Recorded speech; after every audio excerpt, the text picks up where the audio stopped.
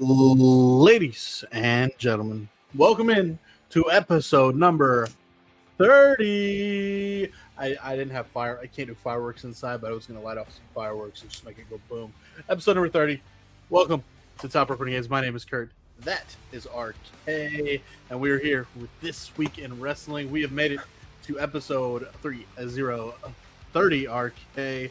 First things first, thank you to all those that watch, listen, subscribe, like all that good stuff. We appreciate you. We're 30 episodes in, and we don't plan on stopping anytime soon. So make sure you hit that subscribe button, like the video, share with your friends, your family, and all that good stuff. RK, how are you doing on this fine Sunday?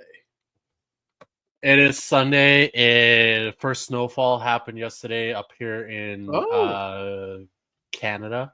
I mean, I'm sure snow is definitely falling in other parts of Canada already, but where I am, it's actually a little earlier than usual. We usually don't see snow until about December here, but it's already melted. It's back to like 8 degrees tomorrow.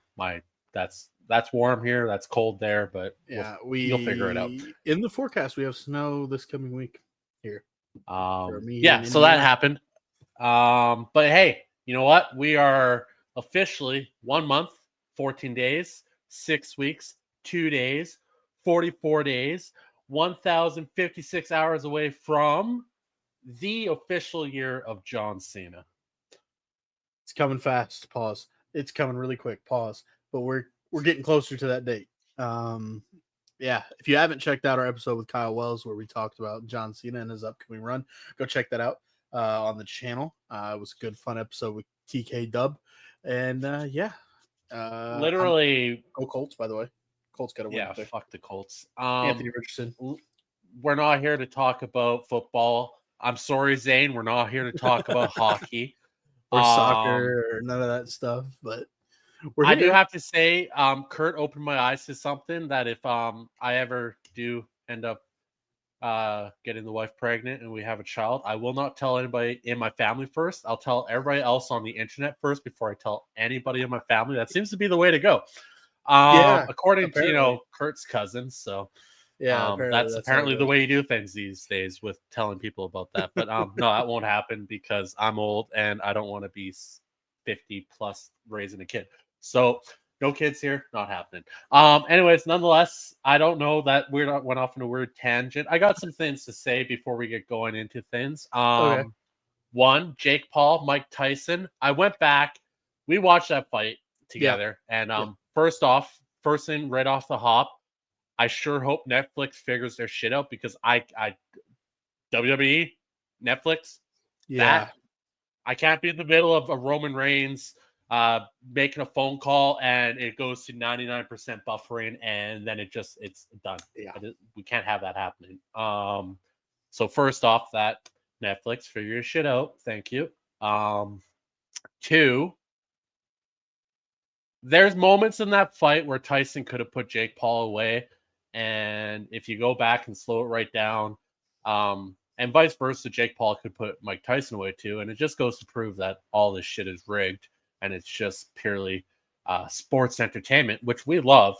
Yeah. Just not in a sense of somebody's trying to say they're a good boxer when it's quite clearly rigged. And you can go back to moments in that fight and watch it. There's one specific one early on. Jake Paul, haymaker over top. Tyson dodged it quick, but then there was an opening, and Tyson's signature uppercut. He didn't throw it. And everyone's like, oh, that's because he was 58. I'm like, didn't look 58 when he was training, and he sure didn't look 58 when he dodged the haymaker, but he looked 58 when he was throwing that uppercut. That's kind of weird. So anyways, nonetheless, it's a big, huge thing. But whatever. I will give Jake Paul credit where credit is due. He is bringing back eyes on the sport. Mm-hmm. The Taylor Serrano fight was banger. If you haven't watched that match, go turn on Netflix, turn on those fights, go watch the Serrano Taylor fight. Amazing fight. And apparently the one before it was pretty good too. I didn't watch that one. I watched a bit of the first one. That guy who had a comedy special on Netflix in like 2019 was fighting. I don't know. I didn't pay attention until the Serrano fight. We were watching SmackDown. But man, that was a good fight. So that gets the boxing out of the way. But we're all here for one reason. one reason only: the Bloodline.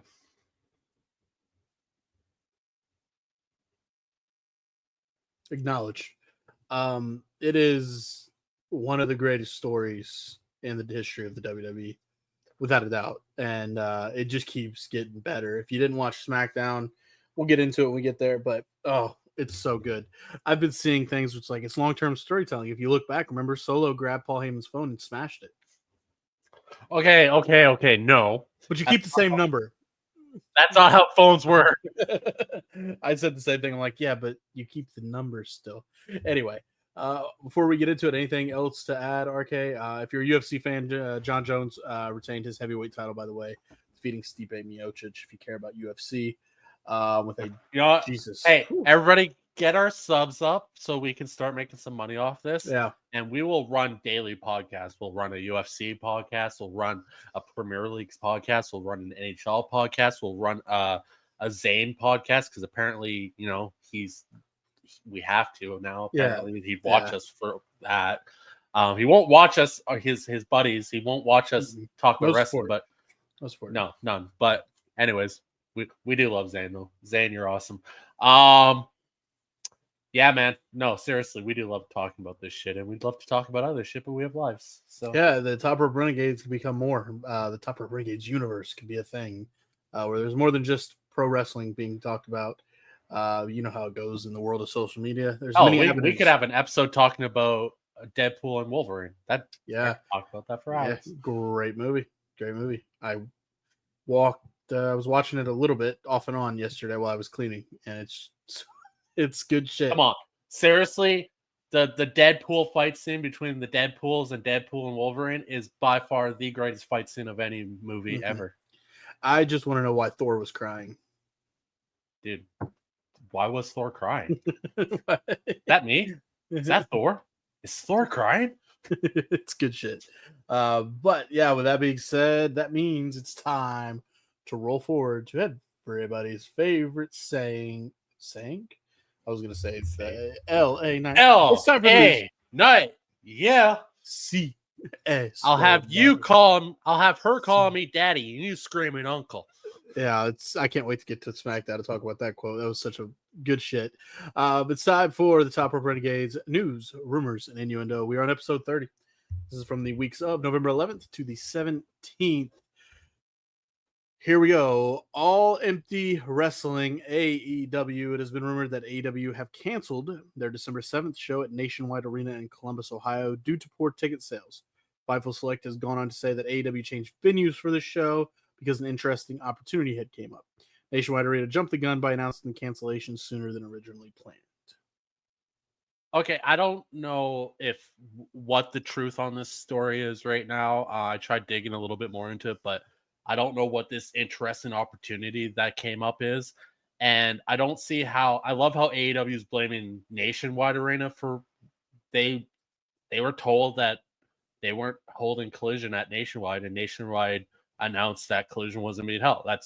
They're an arena. That's their job to announce what's being held and what's not being held and what's being canceled and get money back to the people that. So, anyways, I don't know what really going on with this story, but it just seems like AEW is trying to cover up the poor ticket sales by saying, "Oh, we have other plans in place." It's like stop booking fucking 15,000 seat arenas and start booking venues that can hold your shows. Like, what are you doing booking Collision at a freaking hockey arena, anyways? Yeah, Collision. no, Collision sucks anyway.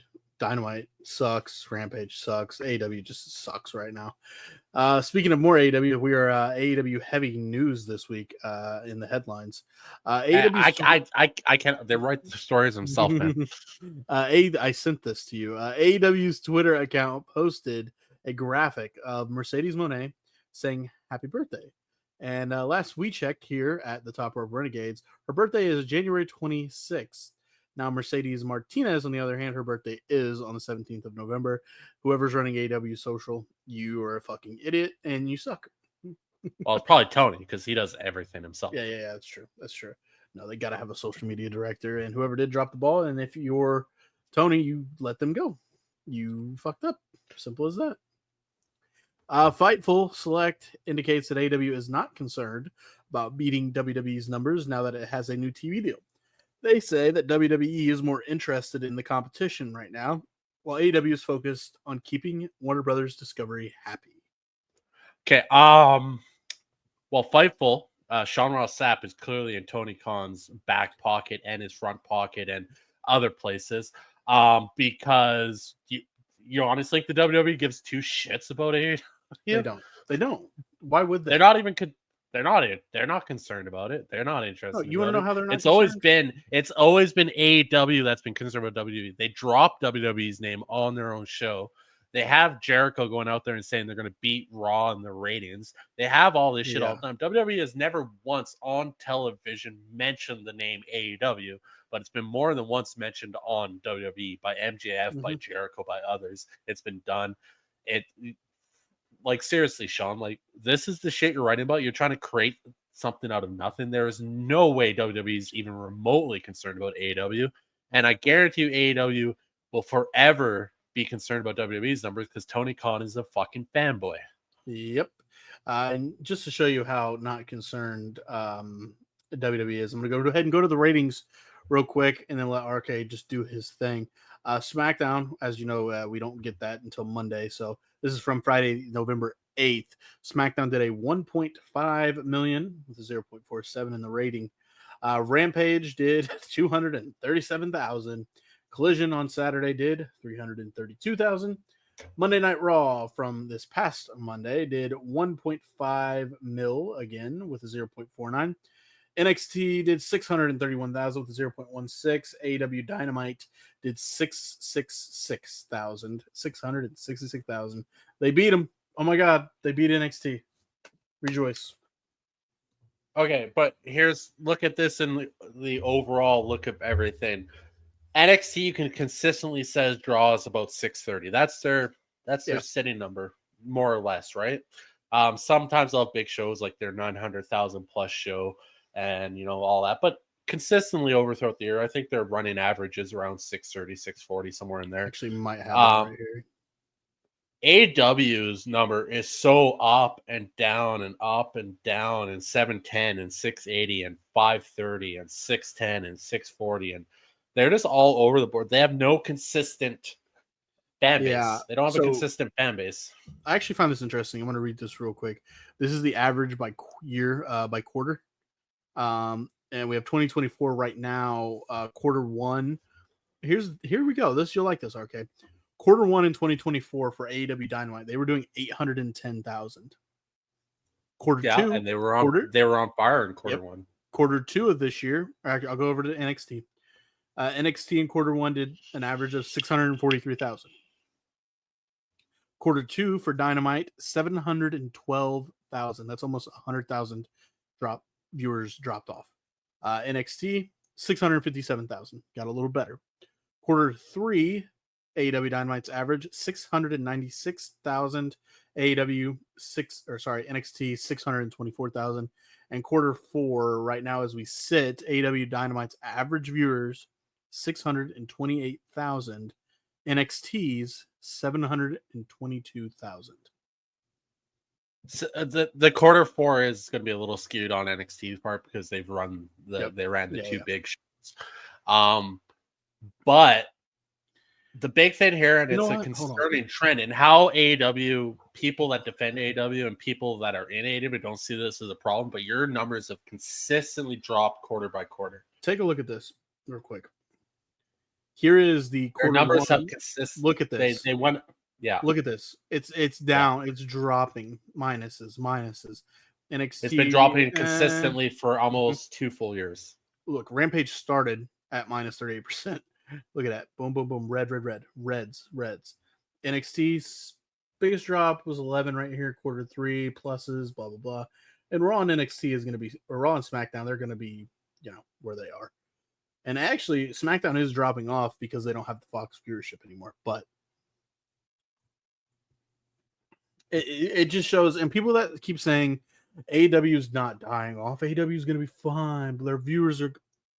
There's a graphic for you from WrestleNomics that is unbiased. WrestleNomics since quarter 2 of 2022, so that's 2.5 years, they have consistently dropped viewers. Yes. That's And not a good thing.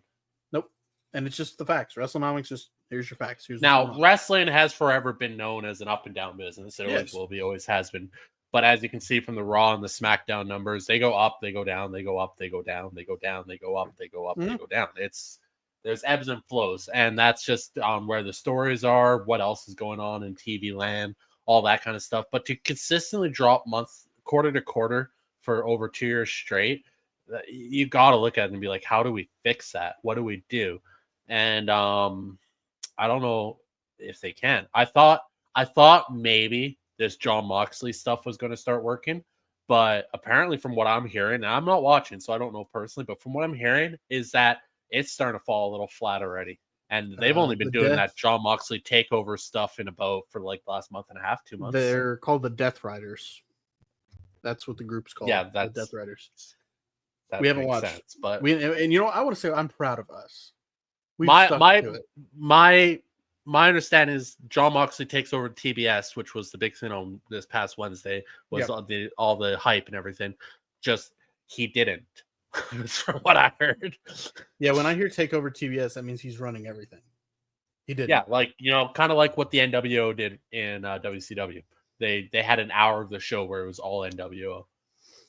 Yep. And Mox Anyways, didn't do that. Yeah, but look at us. yeah. We're not watching. We're not watching. If No, we're the watching the first thing we will be watching from AEW, and it won't be this year. It will be January 6th when Kenny Omega fights Gabe Kidd. is that 6th or 5th? Whatever. Fifth, It's in sixth, that. I don't know. Whatever. It's one of the 2 days. We'll see about. Honestly, we're not. I'm not going to watch Full Gear. No, I don't care to watch Full Gear.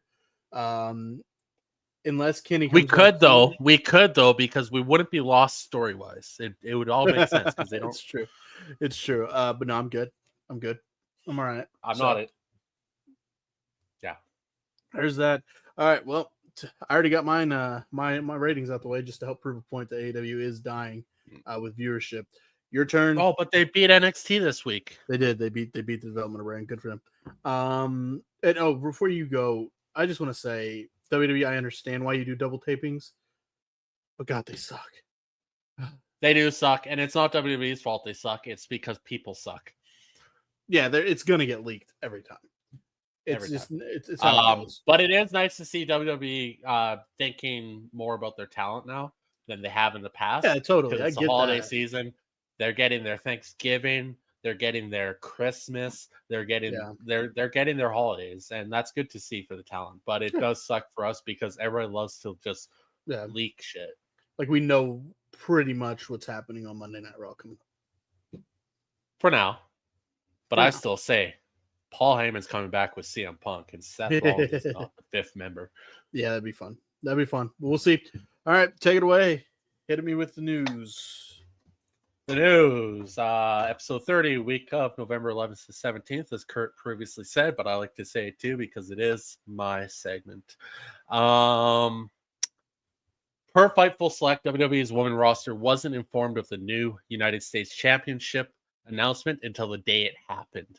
And they don't know how the first champion will be determined. We do know that now. At the time of Fightful's release on this, they didn't know, but we found out on Friday that it is being done tournament style, with 4 triple threats turning into 2 semifinal matches, turning into 1 finals match. No word on whether Raw will be doing a women's intercontinental title. As I reported on last week's episode, I have heard that Netflix is wanting a title of their own, and we'll see what happens. You know, there's a title that's going to end up on Raw, mid card women's, whether it's the Netflix championship or it's the Intercontinental Championship. We'll see, but nothing has been definitively set up for that. This upcoming Saturday night's main event in December will feature a full retro presentation, says PW Insider. It will have full arena seating with the original setup. Which is something I pointed out on that NXT 2300 ECW episode, is they had the old school railings up for that. And I the cold that's kind of dope. I love the cold app open too with the ECW music and the grainy footage. Look good. So yeah, we're probably gonna get that for main event. They're gonna have the old, gates, the gated gates, the old school. I just think it's kind of a cool retro effect, and it's nostalgia and everything. That's what this whole thing's all about, is nostalgia. Wrestling Observer Radio, Dave Meltzer said WWE had the idea for the ECW themed episode of NXT before they even knew they would be running up against AEW on Wednesday night. It just worked out to be on that night. Yeah, no, that sounds, actually, Dave reporting something that makes sense for once. I almost hit that my just sounder. I almost hit my sounder, but I can't. I'm not on that that just one. goes to prove that WWE don't give a fuck about AEW. It had nothing to do with AEW. It just happened that No. election and everything all landed all at the same time. Fightful Select says there are several talents in WWE who don't know if the Street Profits' public frustration with WWE is a shoot, a work, or some combination of both. Which is Good. interesting because Dawkins has been vocal, Montez Ford has been vocal lately about their position in WWE and all that stuff. And as we saw on SmackDown this week, the tag team division there is starting to heat up, and I'm liking what's going on. We're about to get the best version of Ciampa back, and it's gonna be great. People are saying, the split between Johnny and Tommaso would be cool again, but they're also saying, what if Johnny turns heel? But then there's the people that I agree with. Let Tommaso be the heel. Let him be the dickhead. Johnny can still be a face. And it's just like, they're still a tag team, but Johnny's like, yeah, my friend's kind of an asshole. It'd be like me and you. Yeah, you're an asshole, and I'm the nice guy. Sure. But we make a good team. We do make a good team. But yeah, no, I get what that person was saying, but let Johnny stay the good guy and just, yeah, my friend's a dickhead, but we're tag team. I want to see this happen more often, where talent blur the lines between shoots and works. You know me, Mr. Kayfabe. Yeah. I love that shit. I want to think that, Angelo Dawkins and Montez Ford are right pissed off at their position in WWE right now, and that they might just quit and go work for the other company. Or Kevin Owens is literally a loose cannon right now and doing everything that he's being told not to do. And that's what makes wrestling fun, is to get lost in it and to, think, back in the day was, fuck, we could go into it forever. The Attitude Era, you know me. On the Coach and Bro show, Jonathan Coachman said he heard from reliable sources that Bianca Belair and Jade Cargill do not get along at all behind the scenes in WWE. I think I mentioned that. I read this somewhere a couple weeks ago. It's been reported from multiple areas that the two don't get along. Possibly. Who cares? It's a competitive business. You're looking to get the leg up, and Bianca's a well-established name in the business, and maybe she's not happy that she's saddled with Jade, because Jade needs that veteran influence to keep her afloat. I will have to say this: Jade has done a lot better in the last 2 to 3 months, And I think that has a lot. I think that has a lot to do with how they're booking her all of a sudden. Because I told you she should just stick to the power shit. Your words were, nope, I'm never going to get behind her again. Well, I'm not behind her yet, but she's been doing better. I still think she's not that good, but she's doing better than she did at the start of the year when she first came in. Saraya's absence from AEW is a bit of a concern, says Sean Ross Sapp, but it has nothing to do with her health. She recently signed a 1-year extension with the promotion and is just busy working on other projects right now. But he goes on to say that it's a concern. I don't understand what Sean is trying to say, actually. Yeah, Sean. Apparently, Saraya's working on other projects now. I know she's heavily involved in doing stuff with her husband, Ronnie there. But yeah, I want Saraya to come back as Paige one more time in WWE. That'd be great. Sean Ross Sapp also mentioned that Mina Shirakawa should be around in AEW for longer stretches of time now that issues with her visa have been resolved. Cool. Yeah. I was reading. Sorry. I was reading some old rumors. Cage Side likes to put up old rumors that they put up and then review them down the road. and one of them was Mariah May is probably going to go up against Toni Storm as the face and win the title. Of course, that was totally flipped around, and Mariah May is 100% the heel, and Toni was the face by the end of that whole thing. But she beat Mariah just beat Anna Jay, defended her title against Anna Jay on Collision. I was reading, and now Anna Jay can't go after the title as long as Mariah holds it. That's that. I just updating for those that care about Collision. Yeah. Okay. Cool. Andrew Zarian was told that Ring of Honor Final Battle 2024 will take place at the Hammerstein Ballroom in New York City. Nice. Hammerstein Ballroom forever has been an iconic location for many wrestling outlets, including the WWE, going back to the Raw days and everything. Ring of Honor, AEW, GCW, they've all held. It's a very famous wrestling. It's where the original Raw was held from. So all that stuff. It's very, very famous. And then AEW will air an episode of Collision live from the Hammerstein Ballroom the following night. The Observer also claims that NXT was looking at running the Hammerstein Ballroom in New York City, but those plans have been delayed because it came too close to the AEW's dates in December at the venue, which then has now been reported that NXT will be looking to run from there in late January. So Hammerstein Ballroom continuing to be an important venue for wrestling. Cool, actually, because if you play 2K, WWE 2K, one of the preset indie wrestlings when you're first starting out is set in a similar venue to what the Hammerstein Ballroom is. That's where that was the notorious John Cena RVD match took place. Yes. Whew. Yes. On Wrestling Observer Radio, Dave Meltzer noted that Jon Moxley basically has creative control of what he's doing in AEW right now. Tony Khan still has to approve it, but he's letting Moxley do what he wants. Again, there is a certain amount of input the wrestlers should have into their storylines, but I think in the end, you still need to have writers writing shit, because if you let the Asylum run the nut house, eventually problems are going to arise from that. And I think that with a proper writing team in place, you just get more cohesive stories. Whereas if you let a wrestler just go out and do whatever he wants, it's not always going to be very cohesive and make sense. Like that one first thing when Jon Moxley first started this whole thing, that promo he gave, and we're all like, what the fuck is he talking about? Yeah. Like, maybe, keep them in check a little bit, let their input and give in, but you have writers for a reason. Fucking use them. PW Insider says that Globe Life Field, the host venue of All in Texas, was under consideration for the Sting retirement show before AEW opted to go to the Greensboro Coliseum. Having an AEW Dynamite, even though it was Sting's final show, I still think you would have had a problem running a Dynamite at a baseball stadium. Yeah. I still, even though Sting's final show, I don't think you would have filled it.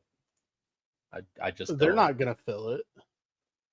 Not even for All In, I don't think they will. Well, then maybe they will. I don't know. Is Texas hot for tech? Yeah, Texas is pretty hot for fucking wrestling. Yeah, that's true. Fightful says that despite speculation on Speedball Mike Bailey going to AEW, he's still under contract with TNA through the end of the year and has not had any conversation with AEW. 2 days later, according to Fightful Select again, Speedball Mike Bailey is expected to sign with AEW after his TNA contract recently expired. Let me say that again. Fightful says that despite speculation on Speedball Mike Bailey going to AEW, he's still under contract with TNA through the end of the year and has not had any conversation with AEW. 2 days later, according to Fightful Select, Speedball Mike Bailey is expected to sign with AEW after his TNA contract recently expired. Shut up, bitch! Sean Ross Sapp is slowly, he's creeping up into that Dave Meltzer territory of being a He's starting to get on my nerves on Twitter. I thought he was a good dude and but then he started saying stuff and acting a certain way, and I'm like, okay, you're just a miserable if he was a female, he'd be a pick-me girl. I want to be about me. I want it to be all about me. And if I got something right 2 months ago and people commented under that post and said that's not going to happen, I'm going to go back to that post, retweet it, and call them all out for it because I'm a big bad man. Let me tell you something, Sean. You are nothing but a little bitch. You heard it here, folks. Kurt I'm over him. He's annoying as hates shit. Sean Ross Sapp. He is, and also Fightful just does what fucking Observer does now. Is they post one thing as soon as they hear it, and then 2 days later they post the next thing that they hear, and it's completely contradicts what they posted 2 days earlier, and it's like, oh, plans changed. Fightful just one of their people that work for him. Her name is Denise Salcedo. She's pretty good. She's leaving Fightful to do other things. They replaced her by signing this account ran by again Ibu from Wrestle Purists. From Wrestle Purists, yeah. He is a fucking cancer. That's all I'm gonna say. He's not a good person. I've seen people on Twitter and what they've said and what he said in the past about certain things. That's not a kind of guy you want on your big deal, website, writing articles and shit. He's a clown. Yeah, no, the stuff that I've read that I've gotten reports off of is most of them are pretty negative, and yeah. And this is going to be the John Cena effect all of 2025. We were talking about it. Guaranteed every pay-per-view they'll sell out. I think so. Just because you're going to advertise it as John Cena's last WrestleMania, John Cena's last Elimination Chamber, John Cena's last Royal Rumble, John Cena's last SummerSlam, John Cena's last Money in the Bank. It's never ending until it ends, which is why you got to be there. So, anyways, in a video promoting ticket sales for next year's Royal Rumble in Indianapolis, John Cena announced it will be the last time he'll compete in a Royal Rumble event. Yeah. It's triggered speculation as to whether Cena's retirement tour will include him wrestling in the men's Royal Rumble match or in another match on the show. So now you got to buy tickets because it might be John Cena's last chance to get to see him in a Royal Rumble. And it's going to be like that all year. All year. It's going to be like that all year. They're going to use him to sell tickets. And why would you not? Why not? It's what AEW did with Sting. Yeah, but John Cena's miles better than Sting. Multiple sources, including Reuters and Fox Business correspondent Charles Gasparino, say that Linda McMahon will be President-elect Donald Trump's nominee for Secretary of Commerce. I think she had a cabinet position when Trump won in 2016 as well, if I'm not mistaken. Which then fuels the fires of speculation that if Vince McMahon gets fucking convicted of anything, will Trump pardon him? I don't know. I think Trump's got bigger, better things to worry about than that. No. Trump tried to pardon a whole bunch of fucking people when he knew he was going to lose power back in 2020. Yeah, I think he pardoned like Kodak Black, the rapper. Yeah, he just started pardoning people. So I wouldn't be surprised. I mean, obviously, Trump and Vince go back quite a ways. They shaved Vince's hair. He shaved Vince's hair off, man. In a story on Paradigm Talent Agency's new sports group, Deadline mentioned that the sports group client roster includes CM Punk, Drew McIntyre, Damian Priest, Liv Morgan, Tiffany Stratton, and 10 of the WWE's other stars, and that its publishing division has projects underway for WWE stars Natty Neidhart, Natalia, Tiffany Stratton, and Montez Ford. Cool. See what they put together. Is that the Rock's people? No, Paradigm is no. No, it's Rock's is Buck 7 Productions or some shit. Yeah, $7 or something. No, this is a talent agency. So, hey, if we get a Tiffany Stratton reality show, I'm all for it. Just her and Ludwig on the road. You watch their TikToks, you see it already. Ludwig is just like there. He is just there. She's doing her shit, and he's just like, yeah. Like she did the one where you're supposed to dance in the camera, and she does her like dance, and Ludwig's just leaning on the wall with his coffee, and he just leans in, kisses her, and walks away. I'm like, he gets it. Yeah. WWE has 2 more double tapings coming up, according to PW Insider. So they had the double taping of Raw recently. December 20th, SmackDown will be taped along with December 13th live episode in Hartford, Connecticut, and the December 23rd Raw after the December 16th live edition from Boston. So that's just giving the talent Christmas off. Yep. Which I'm not mad is at it. awesome, I'm not mad at it. That's not something that they used to do by any means. Not mad at it. Sucks for us fans because the shit's gonna get leaked out of what happens. But honestly, it doesn't have to. People can just stop leaking that shit. That'd be great. Yeah, okay. I try to avoid it, but you know, when it's like the first thing on your feed and it says Seth Rollins is 5th member of the Bloodline. It's like, are you fucking kidding me? But that's not totally confirmed. That was not totally confirmed at the taping.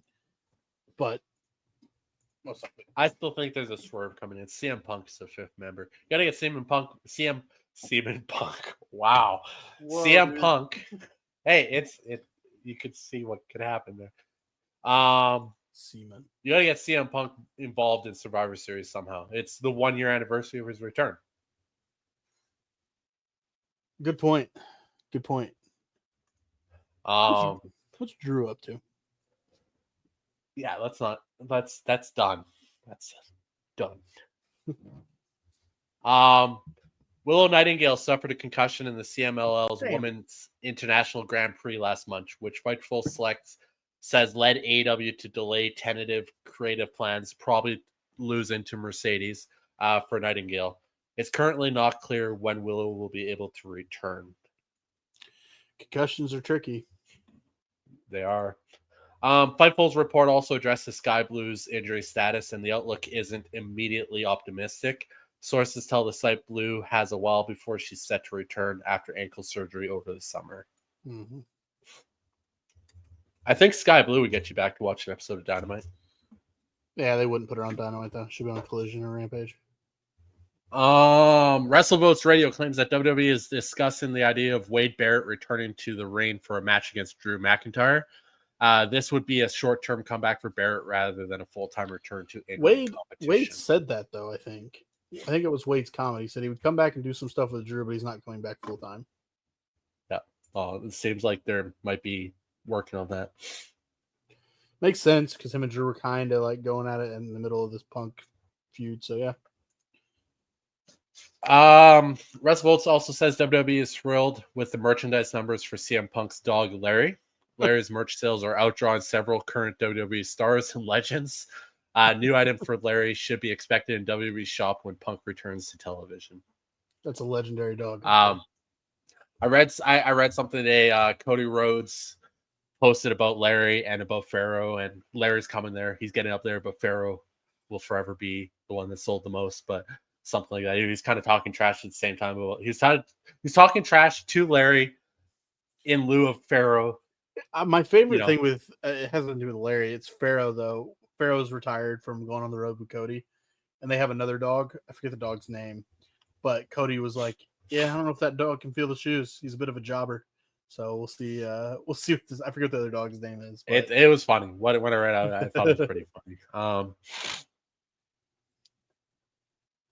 WrestleVotes sources told them that the second episode of Saturday Night's Main Event will take place on January 25th, 1 week before Royal Rumble 2025. There's no word yet on where the event will be located. And then regarding the rumored January 25th date for a future episode of Saturday Night's Main Event, Dave Meltzer heard that San Antonio is a possible location. When is this? It's once a quarter or something? Well, yeah, once a quarter. With one, it's pretty much confirmed that one will be leading up into WrestleMania. But it might be just before Royal Rumble now. It's looking like so. I'm gonna cut in with something that you might like. Sorry, I'm just letting you get a break from talking. You know, you're doing your thing. NXT Live results happened. I'm not gonna hit on everything. But apparently the match of the weekend from the NXT Live event, Jada Parker and Stephanie Vacour apparently stole the weekend.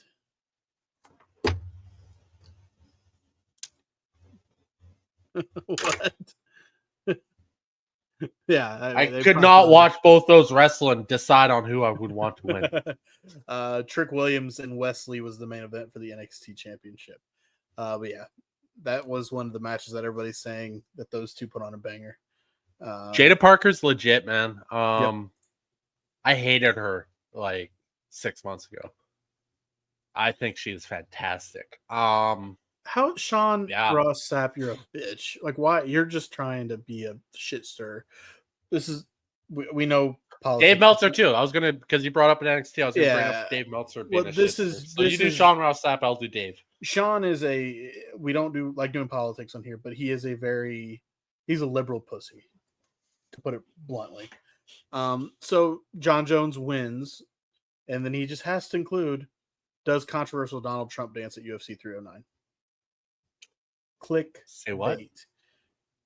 When John Jones won, he did the Donald Trump dance, and that was controversial. He's a Trump. He's a Trump supporter. We know this. Sean Ross Sapp is not. So he wants John to make Jones sure that's is. in his Well, he wants to make sure that's in his article. That's controversial. The John Jones. It's not controversial. It He's is fucking president. No. Sean would probably say no. He's not my president. Well, actually, he is. Dave Meltzer. He talked about the possibility of Chase U breaking up, and he went on to say, sorry, for some reason started there. Chase U breaking up though? Shut up, bitch. No. But anyways, Dave Meltzer goes on. If they break up, he's like, Duke Hudson, Riley Osborne, Andre Chase, they're all done. They have nothing that they can do on their own. And you're a fucking idiot, Dave, because Duke Hudson, I think he has something. Riley Osborne is athletic as fuck. Andre Chase, maybe. And then he goes, Thea Hale might have a chance. Shut up, bitch. I'm sorry. He deserves that. What? Yeah, that's what he said. He said he said Duke Hudson, Riley Osborne, Andre Chase would be done. Thea Hale might have a chance. Shawn Michaels is what pushed them to the moon. The only one out of there is maybe Andre Chase, because he does live and breathe that gimmick. But I like Duke. Duke and Riley will be fine, man. And we all know how I feel about Thea. Thea's 20 years old. All the titles. Thea's 20 years old. She's fine. She's fine. Wrestling Observer says that there's talk in WWE of making it an annual thing to run the show at ECW Arena. That makes sense. That'd be cool to have like a yearly show. They do a lot of TV specials, so it makes sense.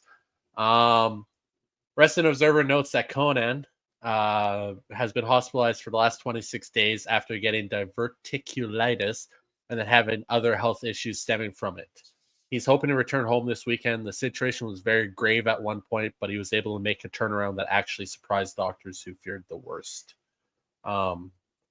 Which actually makes sense, because Conan's usually pretty active on social media and the rumors, news, and innuendo, and he hasn't been for the last month, so that makes sense why. So best wishes to Conan, absolute legend in the industry.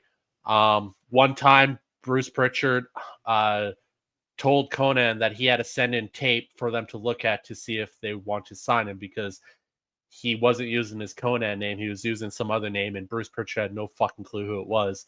Then when he got off the phone and went to talk to somebody about it, they're like, you told Conan he had to send in video to us?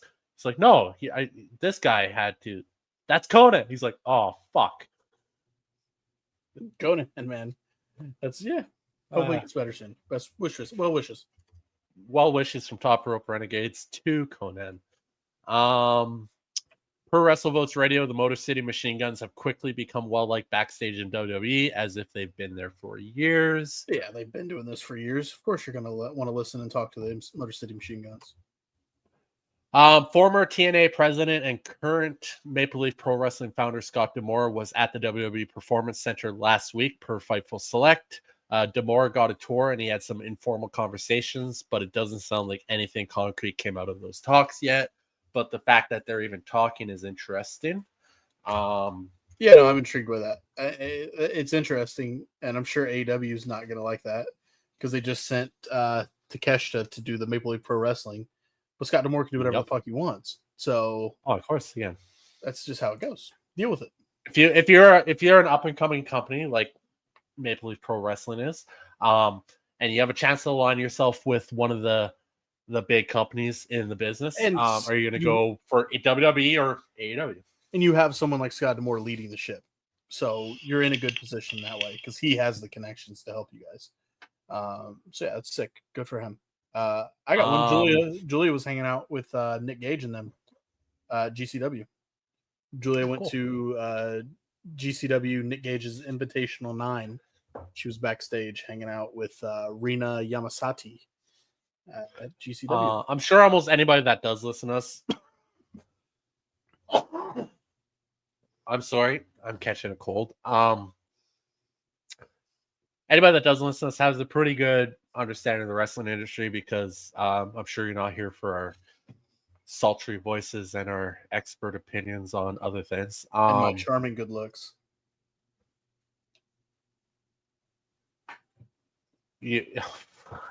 I now forgot what I was going to say completely. Wow, he went there. Nick Gage. If you don't know who Nick Gage is, check him out. The dude is an absolute fucking nutcase. Matt Cardona says he's the king of the death matches, but Nick Gage is legit the king of the Matt death Cardona matches. does it as a joke.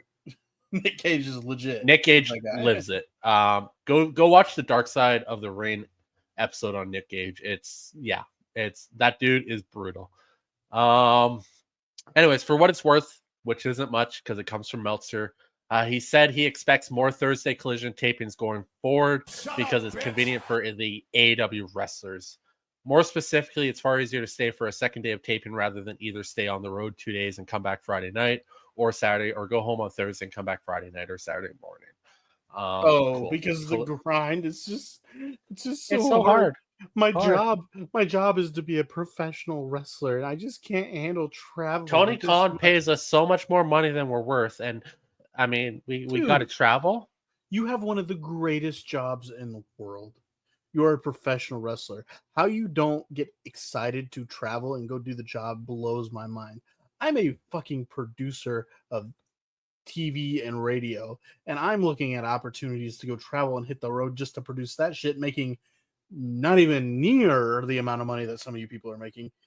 I don't get it. Why are people so... Hey, remember to subscribe to Top Rope Renegades because we will travel to those places and we will enjoy it and we will bring you exclusive content from those places. But we can't do that if you don't subscribe. It's true. So that's the end of the news, but I don't usually do this. You usually bring up the breaking news, but I have a breaking news story from today. Josh Alexander has announced today that he is wrapping up his independent dates. He goes on to say, I'm not taking independence anymore. Maybe some special things here and there if it's possible. I don't know yet. I got to figure it all out. I don't know what his contract situation is with TNA. I'm not 100% sure, but he said maybe take some special dates here and there if it's possible. There's only one company in wrestling right now that wouldn't allow him to take certain independent dates, and that's WWE. Yeah. Hold on. I'm just trying to see if I can find... His deal is set to expire in February of 2025. Because he's already wrapping up his independent dates. I remember that now because he was becoming a free agent, and then TNA in the contract was able to pick up another year. I remember that story from last year. But the comment of him saying if it's possible to take dates, there's only one company that he could be going to that wouldn't allow him to take dates. Do you think it's... AEW allows their wrestlers to take dates? No, I feel like it's a little late for him to come to WWE. He's incredible. Is it? Josh Alexander is fantastic. It's not too... The Motors... How old are the guys in the Motor City Machine Guns? Josh is 37. How old are the guys in the Motor City Machine Guns? Josh Alexander's younger than Drew McIntyre. He's younger 41. Than Alex Shelley is 41. He's younger than Nia Jax. Chris Nia Jax is Sabin women's champion right now. My point being is Josh Alexander in WWE. Let's go. No, I'm cool with it. I just wish they would have got him sooner. He's incredible. Vince McMahon fucked up a lot of things for WWE fans. Yep. When all the stuff was going on, there were people that were supposed to actually sign with WWE that didn't because of that, and people didn't want to work with Vince. Do you blame him? There's only one person that's gone on record as saying they'd rather work for Vince than Triple H, and that's MVP. He legit went on record of saying that. Okay, cool. Go burn out in AEW. I just thought that was hilarious. I'm like, wow, there's one person. Wow. Whew. All right, well, you said that's the news. That's it. all you got? That's all. Kind of a easy news week this week. Kind of light. Heading into the holiday season here on Top Rope Renegades. Christmas lights are up at my house, by the way, and a Christmas tree. How do you feel about Christmas trees going up early? As long as it's not before Remembrance Day. Well, what is Remembrance Day for you guys? Same as your Veterans Day, dipshit. Oh, we just had this conversation like 3 days ago. Oh, yeah, sorry. I personally think it should go up after Thanksgiving in the United States. Well, my Thanksgiving's already over, so. Yeah, you're good then. You're clear. When is your Thanksgiving? It's October. Ours is, yeah. Huh. Interesting. Yeah, I don't see anything on my end. All I see is Celestial Bonin, Caitlyn, former WWE Diva, on a potential return for WWE Royal Rumble. She said she's always down for something cool. Caitlyn's an OG, so that'd be pretty cool. With that being said, it is time to get into it. Get into the recaps from Monday Night Raw, NXT on Tuesdays, the speed recap for AEW Dynamite, and Friday Night SmackDown's recap. We'll get to that in just a second here on the Top Rope Renegades This Week in Wrestling, episode number 30.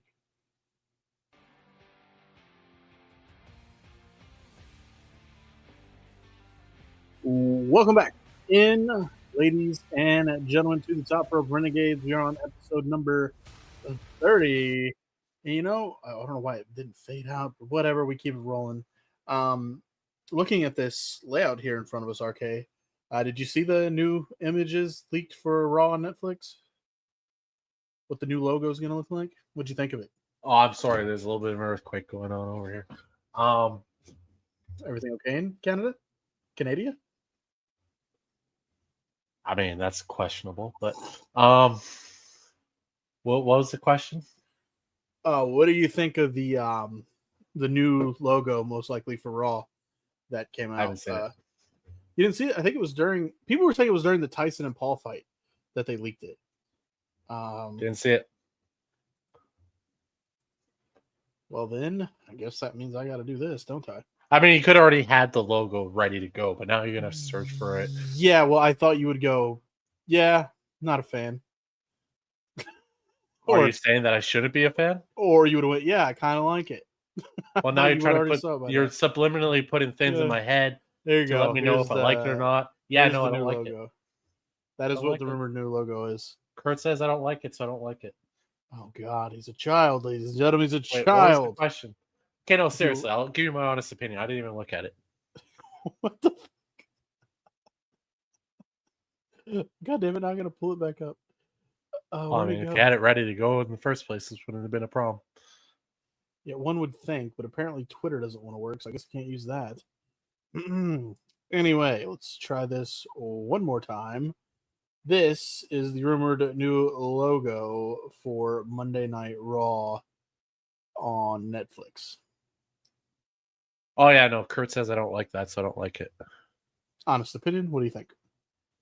Honestly, I think it's garbage. I don't like it.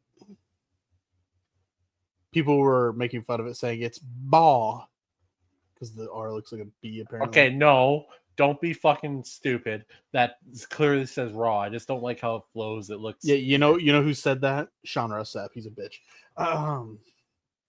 With that being said, you know who's not a bitch? Monday Night Raw. I really had to refrain myself from using the R word on the podcast. R word. Oh. I really had to refrain myself from. Yeah, you're not really supposed to say that unless you're a stand-up comedian. They can get away with it. Oh, okay, we're good then. Oh, you're a stand-up comedian. Congratulations. Go ahead, say it. Well, now it's just going to sound like I'm just saying it because I want to say it. Monday Night Raw from November 11th, 2020. Hey, yo, cancel us. See if I give a shit. Oh, I'll just go back to doing what I've always been doing. Gunther is going to kick us off. as Joe Tessitore announces that the rematch for Damian Priest and Gunther will happen at Survivor Series. Before Gunther goes to speak, though, cue Damian Priest music. Says to Gunther, Tell me why the fuck they made it seem like it wasn't going to happen at Survivor "Yeah, we knew Series it was gonna happen." just to have it happen at Survivor Series. Like, why even go the route of going for a future title shot? Like, right.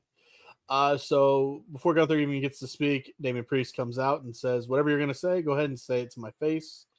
Gunther goes to speak. Damian Priest went B-Rabbit on Gunther. Fuck you, RK. Quit taking my shine. I literally have in my notes. Gunther goes to speak and Damian cuts him off and goes full B-Rabbit 8 Mile final rap and says all the things that Gunther's gonna say about him. You son of a bitch, you stole it.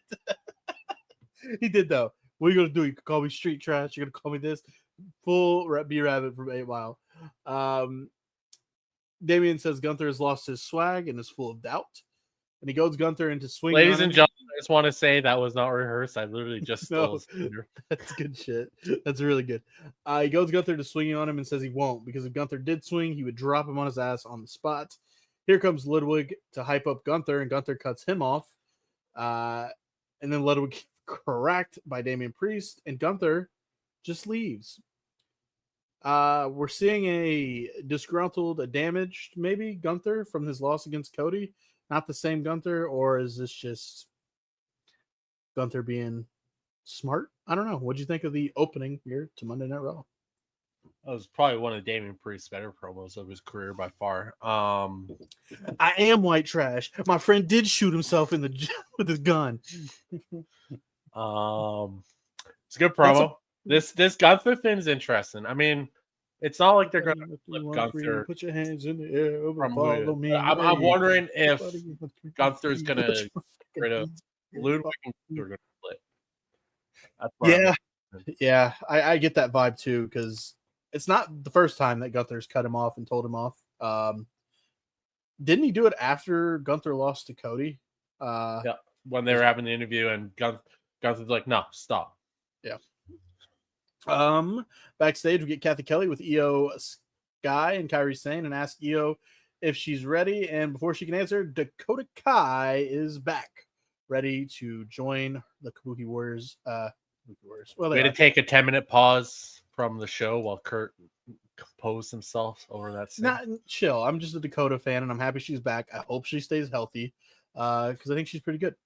Kofi is backstage and sees R-Truth and apologizes for not having his back. Woods interrupts and cuts Kofi off.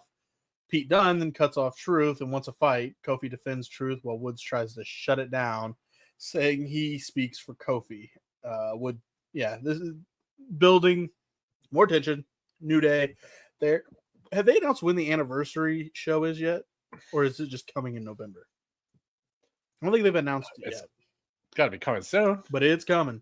And it's a live episode, so it's probably not this week's because this one's recorded. It's probably the week after. That'd be I'm intrigued. If there's a barbershop window anywhere near that, we know what's happening. And big shout out to Kyle Wells. He brought that up on this show when we were talking about the New Day as well. So good stuff. Me and Kyle actually had a go ahead. Pause for a moment. R-Truth. Fantastic again.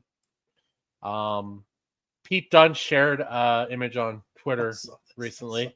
Ron Killings, R-Truth, sent him a message saying, "Hey, yo, Pete, what up, dog? Just want to let you know there's some dude running around calling himself Butch that looks like you." And Pete's response was, "What?" I was gonna say, me and Kyle were having a text exchange back and forth, and he's like, "Dude, you and RK have said stuff on your show, and I've said stuff on my show, and WWE's doing the stuff we've said. I swear to God, they're listening." They must be. I'm like, you might be right, man. Because I guess him and his co-host, Peyton Payne, said something along the lines, or something. I forget. I don't know all the details, but I'll have to check his Twitter. But they literally did it word for word on WWE. And I was like, oh, shit. We've had that happen, too. It's either they're listening. We're just going to go with they're listening. Or we just know what we're talking about, and the WWE needs to give us jobs. That, too. Call me. My number's out there probably somewhere. Anyway. Mine's not, but you can find me here on this or on... Just find me. You guys just got find money. me. Damage Control taking on Pure Fusion Collective. Damage Control is going to pick up the win here with a moonsault from Io Sky onto Shayna Baszler for the 1, 2, 3. What'd you think of the opening match to Monday Night Raw? Still can't get behind this PFC, man. What the fuck? Yeah. I still think Zoe's absolutely fantastic in the ring, but nothing. Agreed. In the aura department. Zero. This match did a couple things. I mean, it got Kai back into action, which is good, and Io Sky picking up another pin on her way to getting her title back. Does Io win the title back? Io wins the title back. From Liv? No, not now. You can't drag Liv and fucking Rio to fucking WrestleMania. Well, we know Rhea's back, so. Well, sort of. She's going through her undashing phase, as I'd like to say. I saw the mask. Backstage, we see Jey Uso and Sami Zayn. They hit their little handshake. Jimmy shows up, and Jey tells them to get on the same page and find a fifth member for War Games. Sami runs off after saying he knows a guy. More on that here in a minute. But up next, it's Kofi Kingston versus Pete Dunne. The crowd was hot with Butch chants in this one. Xavier, he laid out Dunne on the ringside. Kofi doesn't like it, allowing a distraction for Pete Dunne to hit the bitter end for the win. And we get a post-match argument, of course, between the New Day, planting the seeds for the breakup coming soon. What do you think of Kofi and Pete Butch Dunne? Hey, it's Pete. Don't call me Butch Dunne. This was a good match. Yes. This was a really good match. And again, Kofi's the one that's been fucking up lately. Thank you. Why does he give two shits if Xavier did what he did? Fucking get the job done. What are we doing? Yeah.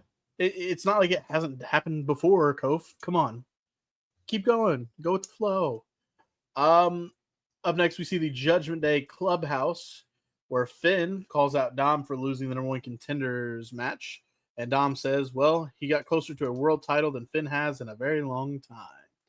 Ooh.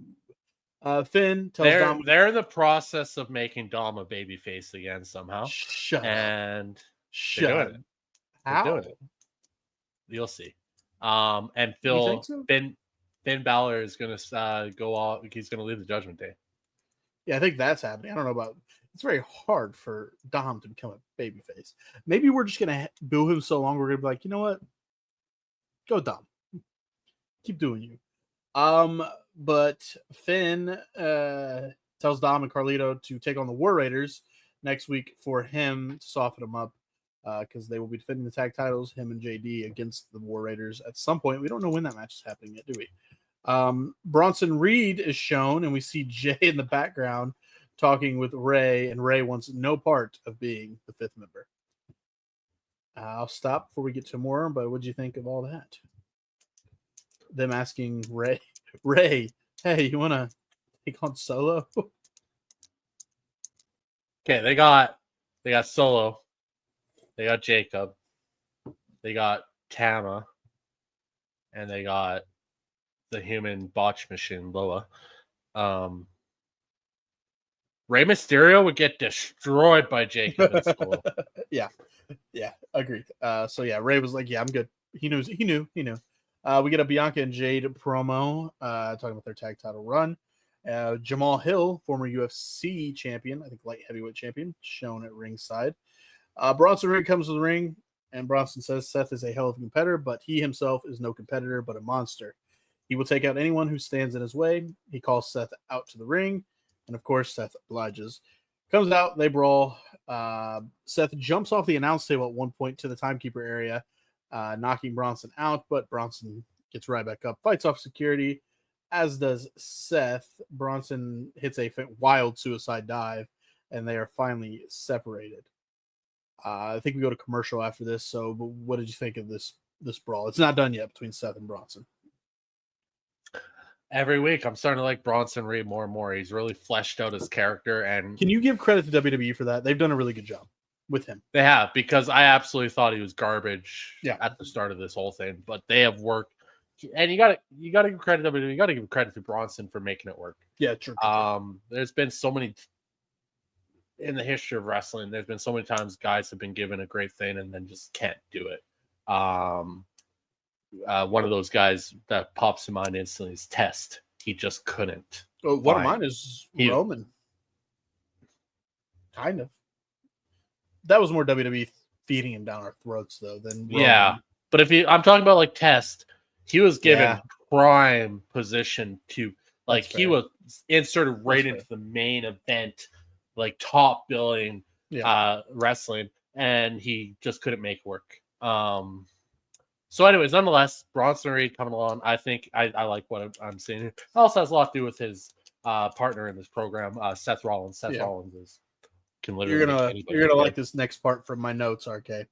Seth Rollins is talking to Adam Pearce, and he gets one more match with Bronson Reed. Sammy shows up to ask Seth to be the 5th member, and as RK, while we're watching, says, "Are you out of your damn mind?" Seth says the same damn thing.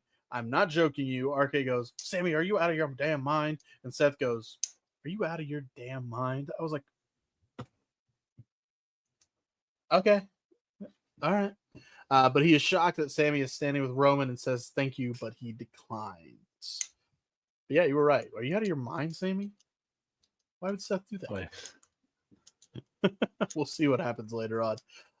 We have up next a Damian Priest versus Ludwig Kaiser match. This was just a strong showcase for Priest. He wins with the South of Heaven chokeslam. What did you think of this match?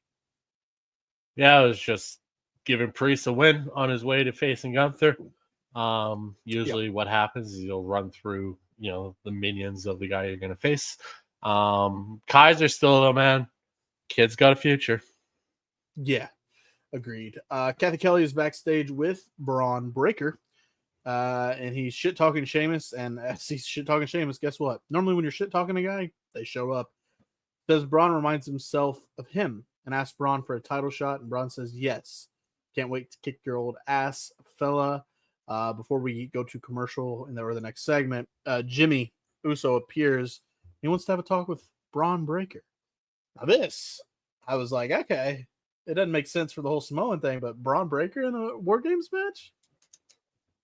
Wouldn't be mad about that.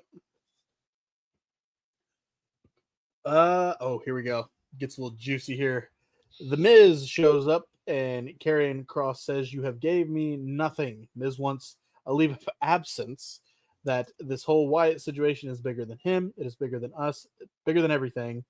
AOP drags the Miz to the ring too, as Kross said weeks prior. They're going to break his legs. Kross says, "Tell me where are the Wyatts," and well, lights go out. The Wyatts arrive, but Miz is actually on the side of Karrion Kross in the Final Testament as he hits Rowan with a chair, and the Final Testament and Miz beat down the Wyatts, showing that they're human, kinda, because as Kross walks away, Howdy is getting up, holding onto the ropes, laughing. This was beautiful. It's just Miz setting up. Just the Miz. It was the setup. It was a setup. Miz just signed his death warrant. I'm very happy that Karrion Kross is involved in this, because Karrion deserves something like this.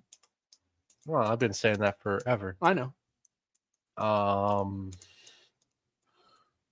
It's starting to work. The crowd's starting to get behind it too. But what did you say about the Wyatts? Actually, I think they're starting to see Karrion Kross's actual personality coming through, and also him being on social media and doing his social media stuff. You can see more of his character, more of just the person he is in himself. The dude is fantastic. This whole setup, if only there was some kind of 5-on-5 match that could happen at a pay-per-view that would, solidify the ending of this feud in some way. What do you think? If only there was some kind of pay-per-view that had a 5-on-5 match that they could make that happen. Now, are you talking War Games, or are you talking a traditional, old school 5-on-5 elimination tag match at Survivor Series? I'm just talking about a pay-per-view where they could have a 5-on-5 match of some Survivor sort. Series. If only there was a pay-per-view that existed that had those kinds of matches. Survivor Series, I think, works. Survivor Series. Would you be all right with that? old school classic style 5-on-5 elimination tag match between the Final Testament and the Wyatts. Oh, that'd be sick. We Or a might get second it. War Games match. I don't give a fuck. Just give Let's me call a it. 5-on-5 out of pay-per-view. Top Rope Renegades. I'm calling my shot. 5-on-5 elimination tag match. I Up set next, the seeds, though. Remember that. Yeah. WWE has set the seeds actually, and you're just following him.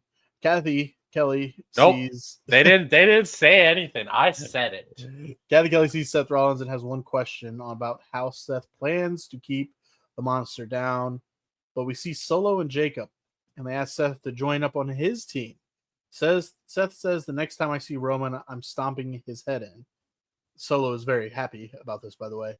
But Seth says he would never team up with a wannabe Roman Reigns. Solo did not like that. Jacob did not like that, but Solo told him to stand down. Yeah, this was really cool. Really good moment. Solo's good, man.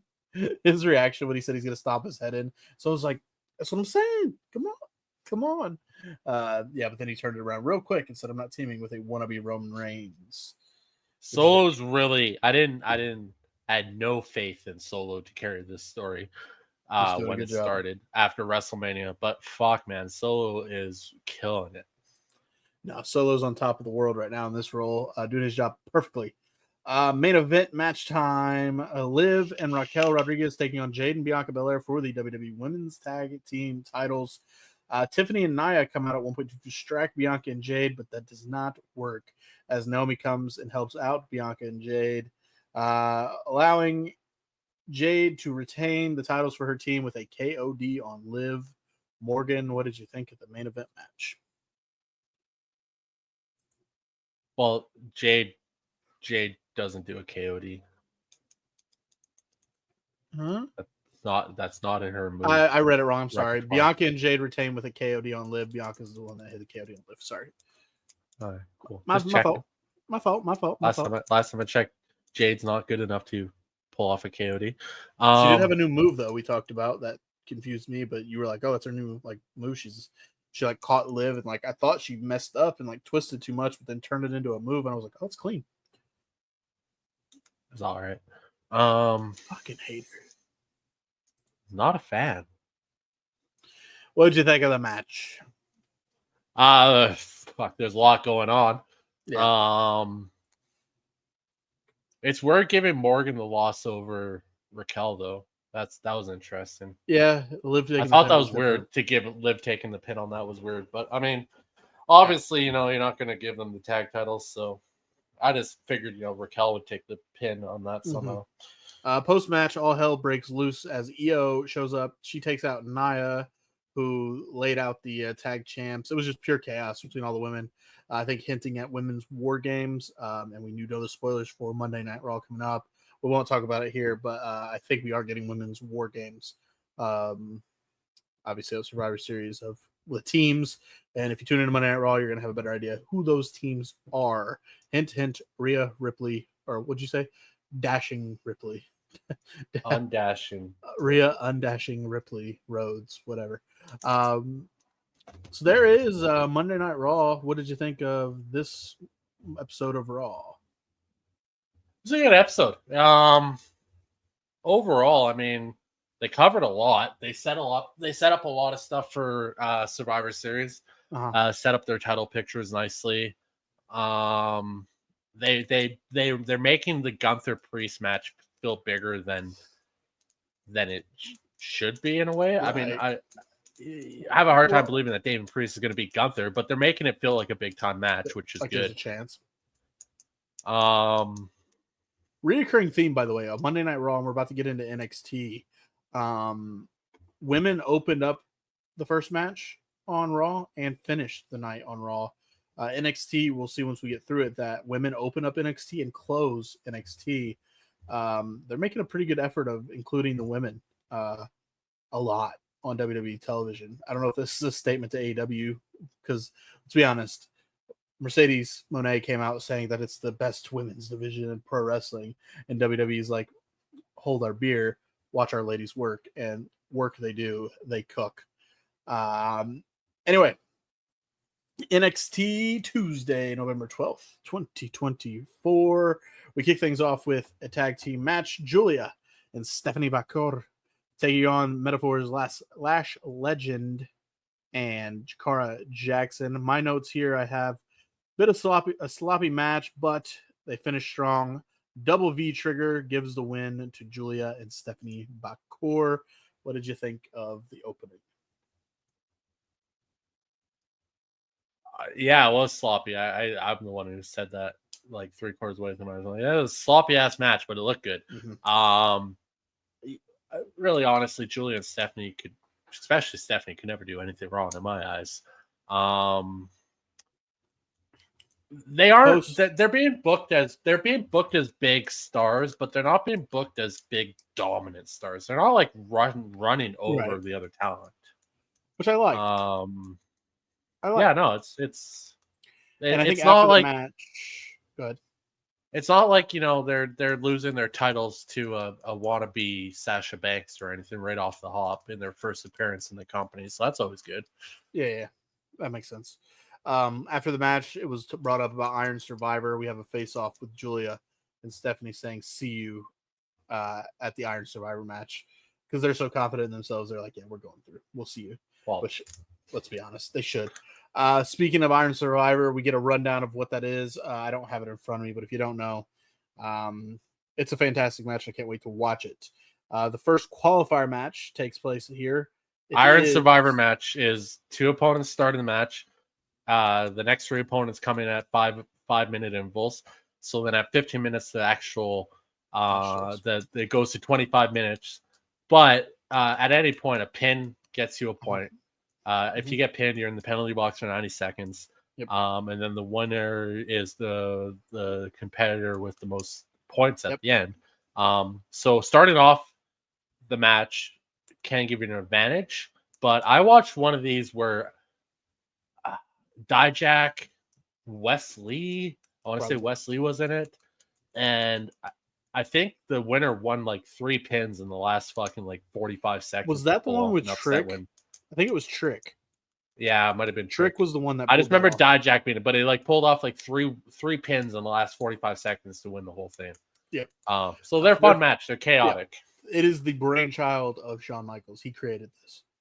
And big fan of it. The first qualifier match for the women's side took place, and it was Sol Ruka taking on Cora Jade. Cora, when we get a preview, Cora says Sol can't snatch her soul.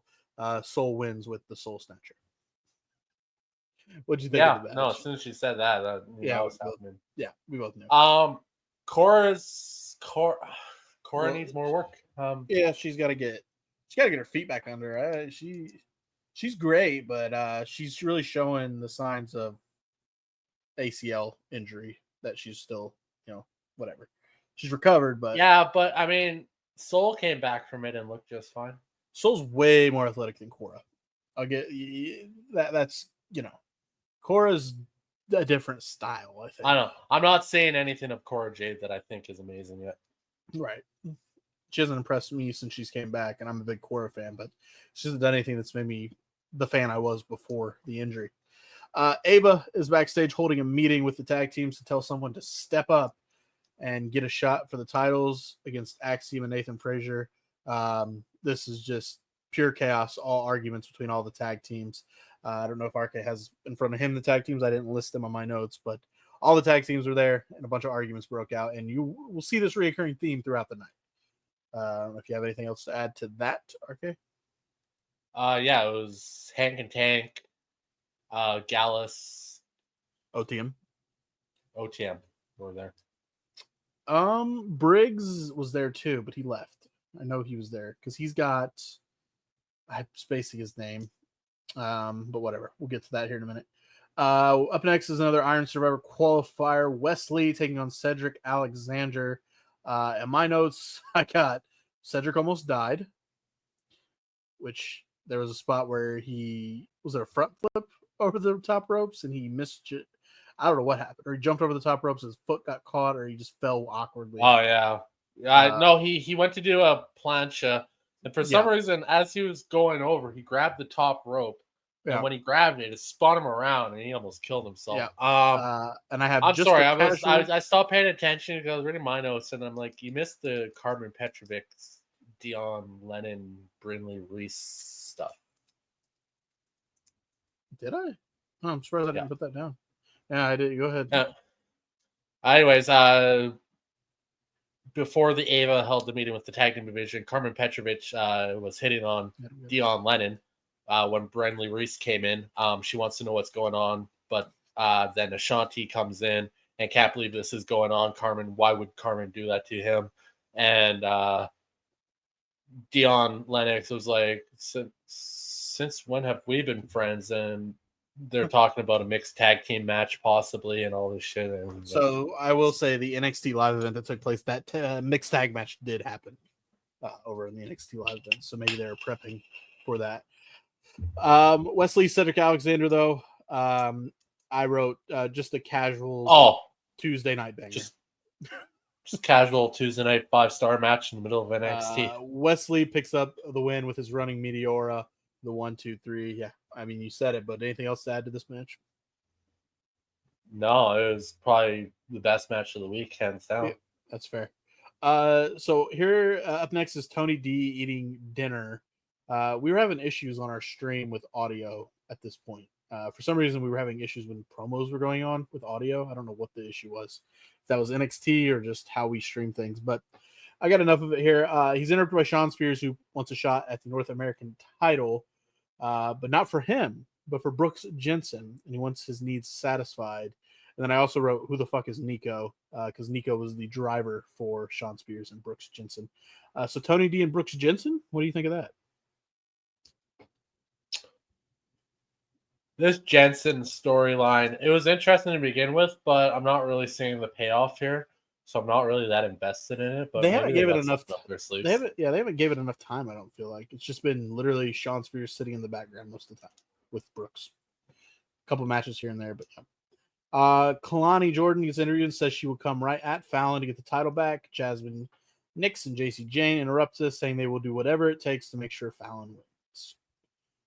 Trick Williams comes out to address the NXT universe. Oh, this is good shit right here.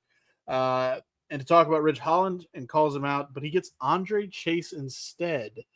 Andre says he's not done with Ridge, and Trick attempts to give Andre an NXT title shot because he thinks he deserves it. Cue Ridge Holland, though, he's not happy if Andre gets a title shot. Chase wants one more match, and Andre says he will put his university on the line. Ridge's response was, nah, pass, bro, I'm good. Ridge versus Andre, the number one contenders match, is made by Trick Williams, basically. But now if Ridge beats Chase U is done. And Andre Chase agrees to this. So this made things more interesting. We were watching this, me and RK, I think both were like, okay, Ridge is probably going to beat Andre Chase again to get the title shot. But then you threw in the stipulation that if Ridge Holland beats Andre Chase U is finished. No more Riley teaming. And you hit all this in the news from Dave Meltzer. Chase U basically disbands, and Andre Chase did agree to this. Ridge throws a punch, and then Trick and Chase beat him down. What did you think of all this? So here, Ridge Holland's on this upwards trajectory, and you got to look at the underlying long-term storytelling here. With Andre Chase always putting the university up and always, losing and all that stuff, and never be able to capitalize on that one big win that he needs. Long-term storytelling, people. Andre Chase is finally going to win that big match. What, beating Ridge? Yep. Yeah, I hope so. That's a bigger match than the title match. Fuck the title match. That's not even important. Yeah, your beating Ridge is the big match. Yeah, your university. Andre Chase could never get the job done. This time he'll get it done. It's long-term storytelling. And then he'll lose the Trick. But I don't know. Yeah, which is fine. Well, hold though. Come on. No, beating Ridge is a bigger win than winning the title at this point. I'm not disagreeing with that. I'm saying if Andre beats Ridge, what if the crowd's like, you know what? Chase U with the gold, Andre Chase, NXT champion. Do you buy it? I don't think they take it off Trick right now. No, unless they're ready for no.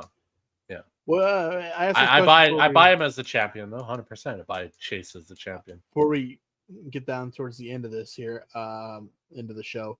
What's up with Ethan Page, man? Where's Ethan at? Taking some well-deserved time on. He's held that fucking company on his back for the Since he last showed 4 up. months. Since he showed up. I'm intrigued to see what they do next with Ethan Page. We get a Jada And also, Parker. he's probably gonna be busy with CM Punk pretty I shortly. I was really honestly just doing. There you go, RK. We get a hype video of Jada Parker hyping up Iron Survivor. I put in my notes, Eddie Thorpe is a bitch. Yeah, he is. Yeah, that's what I put. I think Ava was talking to some because we were having issues with audio. But Ava was talking about Josh something. Briggs. Yeah, good. Ava was talking to Josh Briggs, who was with Pro Wrestling Noah star Yeah. Yoshiki Inamura. They are tagging together at the live event in NXT. They had a tag match against Nathan Frazier and Axiom. Fraxium? Yep. Fraxium. Yeah, and then Eddie Why'd you Thorpe. say it like that? I don't know. Eddie Thorpe interrupts this whole conversation and is being a bitter bitch. You've been blowing me off, blah blah, and then he gets what he wants. Yeah, Eddie Thorpe is a bitch. That's what Seriously, I just thought. Eddie Thorpe is a bitch. You're not doing this guy any favors by making him look like a bitch. Yeah. Up next is Nikita Lyons versus Adriana Rizzo. Nikita wins with the corner body splash. Then Rizzo beats her down after with a crowbar. What'd you think of Nikita versus Rizzo? I really wanted Rizzo to win this match. Yeah, she did. She lost the match, won the war. Yeah, no, well, the war's not over yet, I don't think. But nonetheless, Rizzo is impressive. She's really starting to get somewhere. Nikita Lyons is still Nikita Lyons, though. Oh. I saw a lot of people criticizing Nikita. This guy that I follow hates Nikita for some reason. I don't mind her. I think she's good. She's good enough. She's not NXT champion good enough, but she's good. She's good. She's doing her job. Let her cook. Jesus Christ, she's torn fucking 2 ACLs or whatever. Let her get her shit together. Backstage, Chase U is not happy with Andre Chase about his decision, but he claims that saying Chase U was built on high risk, high reward. Says next week Chase U will be on the highest of highs, and as he's walking away, we hear Duke say, or the lowest of lows. Well, according to Uncle Dave, all of Chase U are about to lose their jobs. So yeah. We had a Zarya promo who's hyping herself up to compete in the Iron Survivor. I think it was announced that she's facing somebody, Brinley Reese, maybe coming up in the Iron Survivor qualifier. I'll have to look that up. I'll look it up while you take over after I finish talking about Javon Evans versus Lexis King. This is an Iron Survivor qualifier match as well. Javon is going to pick up the win with his twisting top rope move. It was a good match. They shake hands afterwards. They're on good terms, it seems like. Okay. Lexis King is a babyface now, officially. What do you think of the match? I'm not sure. There's got to be some twist in Lexis King's story here at some point. Because he keeps losing? Yeah, I don't know. It's weird. But they are giving him a lot of spotlight, so that's good. I think he does have quite a bit to offer if he's given the chance to shine. Javon continues to be just impressive. Just impressive. He still needs a lot of work. He's still very rough around the edges and a little wild in the ring. Need to tighten up some of that stuff, like the more technical abilities. But overall, just entertaining as fuck to watch. But yeah, this Lexis King thing, I don't know where that's going, but I mean, it's a good story to have because you literally could go any direction with Lexis King at this moment and it'll work with the story. You could have him go full loose cannon, you could have him go full babyface, you could have him be somewhere in the middle. All of it works. Wherever they're going with it, they're going to come out on top with it, and Lexis King has the ability to pull it off. Yeah, honestly, that's about all I got on it. Here for the story. Fraxium is shown backstage. Nathan says he has entered it in the Iron Survivor match, a Iron Survivor qualifier match. Axiom is not a fan of this. Thinks they should be focusing on the tag teams that are coming after them. Frazier leaves, telling Axiom to think about it. OTM shows up. and as does the family, and they have to be separated. This is just a thing, by the way, all night. We'll get to the finish in the main event. Well, after the main event. It's just Ava said to the tag teams, step up. And boy, did they. Because Lexus King goes backstage and Hank can take. And Dante Chen, massive pop, by the way, when they showed Dante Chen from the crowd there at Full Sail. They're consoling him as Gallus shows up to argue with Hank and Take. And then they are the fans going to will Dante Chen into existence? I sure the fuck hope not. I think so. Kalani Jordan takes on Fallon Henley in the main event for the NXT Women's North American Championship. We get a mid-match backstage shot of a fight going on backstage between the tag teams. As I said, chaos was going crazy with the tag teams all night. Fallon Henley's going to pick up the win with a famouser after JC Jane rocked Kalani while the referee was distracted. And still, NXT Women's North American Champion Fallon Henley. What did you think of the main event? And that super Phoenix splash mid-matcher, that move was amazing. Mm-hmm. Keep going. This is your part. Nothing. You Jesus Christ. A super Spanish fly, which Vic called a super Phoenix splash for some reason. You did. You're right. I'm sorry. It took me a second. Because I knew it was the Spanish fly, but I totally forgot that Vic called it a Phoenix splash. He did. It was clean. Vic was off actually a few times. Yeah. It was weird actually coming from Vic. It's funny. I pick up on these things and I always mention them, and you're like, I didn't hear that. Has Henley always had a famouser as her finish? I think so. It's been a while since she's actually. I mean, she didn't use it to beat Kalani for the title the first time. I don't think. I think that was a lot of help from from JC and Jasmine. I forget what her finisher is, to be honest with you. Yeah, I think she normally has like some kind of running strike usually. Yeah, a knee actually. I think a running knee. But yeah. But anyways, nonetheless, I thought her famouser. I was just like, oh, she's the famouser. Mm-hmm. Okay, cool. It was a good match. Fallon Henley continues to improve her in-ring work. It was right 1-1 here. Obviously, not going to give it right back to Kalani. Kalani, I mean, held the title for quite some time since being the inaugural. Yep. Fallon Henley will carry it well here for a bit. I don't know if I want Fallon Henley to hold it very long. I'm not a huge fan of Henley, but she's good. Yeah, she's good. She's definitely good. The show closes with JC Jane though. Jane though. I could see a moment where her and Jasmine just want to kick Fallon out, and then that's JC ends up getting the title. That could be a good story.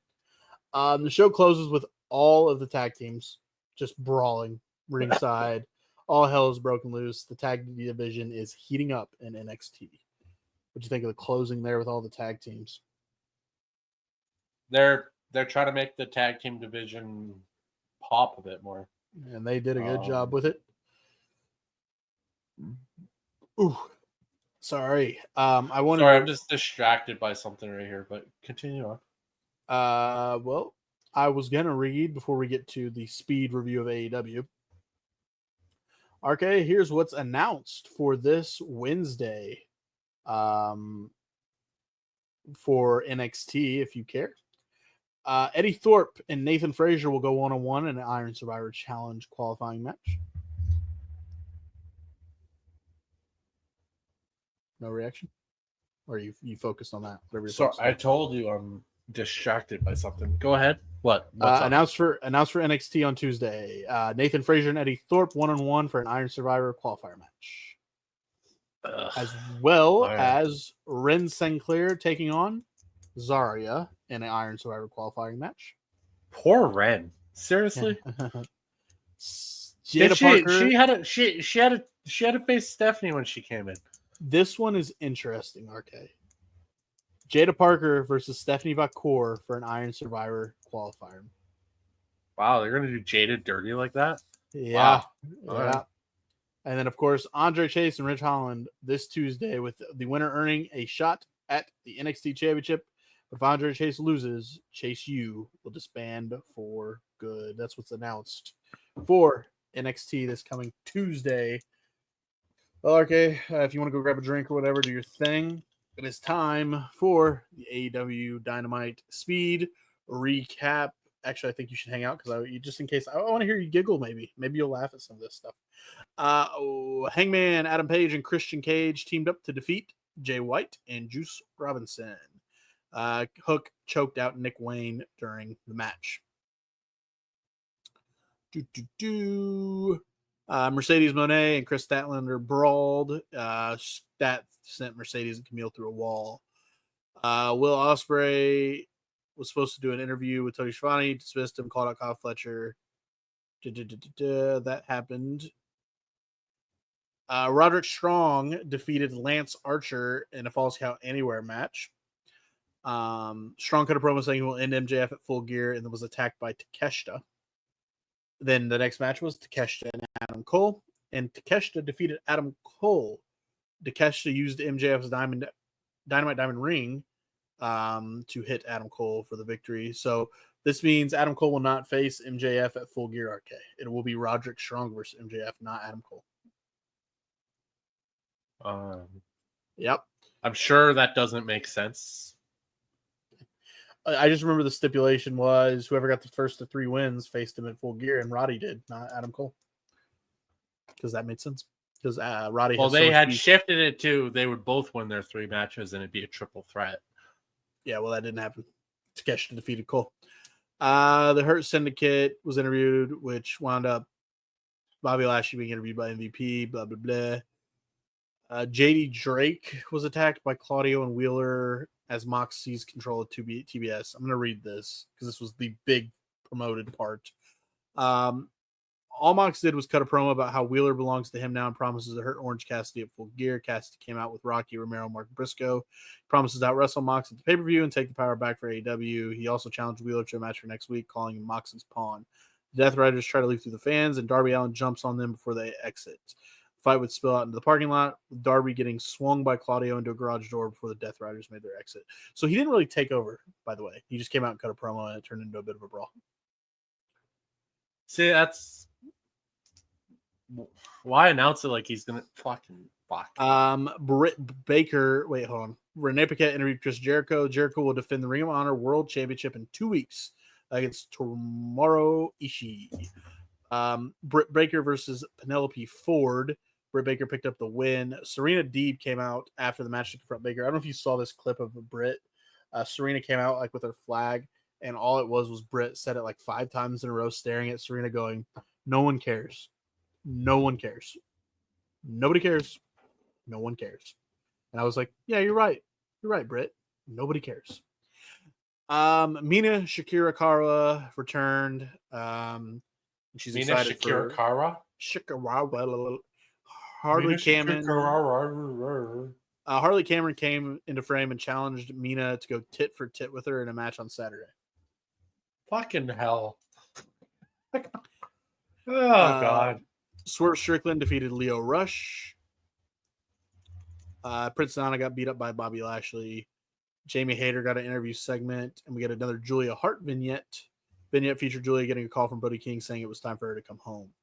The main event was the AEW Full Gear Contender Series. House of Black defeated FTR. That is your AEW Dynamite Speed recap. Any questions from the class?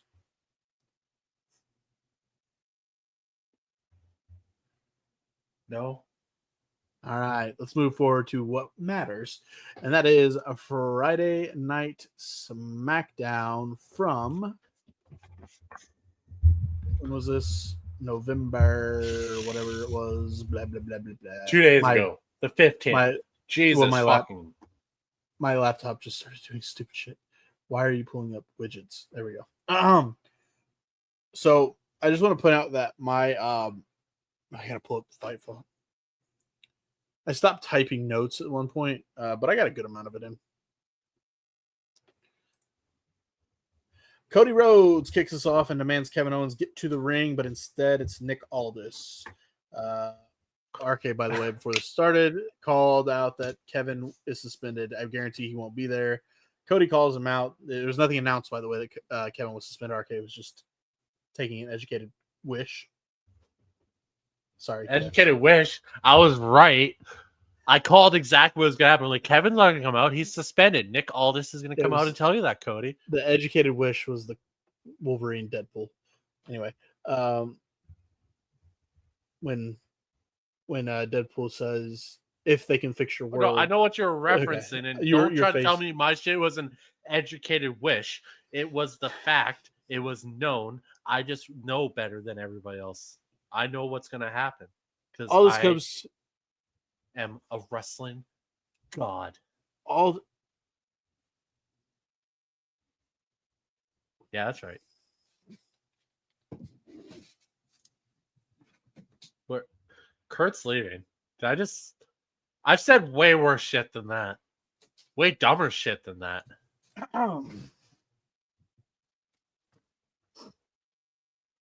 You know what? You may be a god, okay, but you're not a visionary. I am a visionary.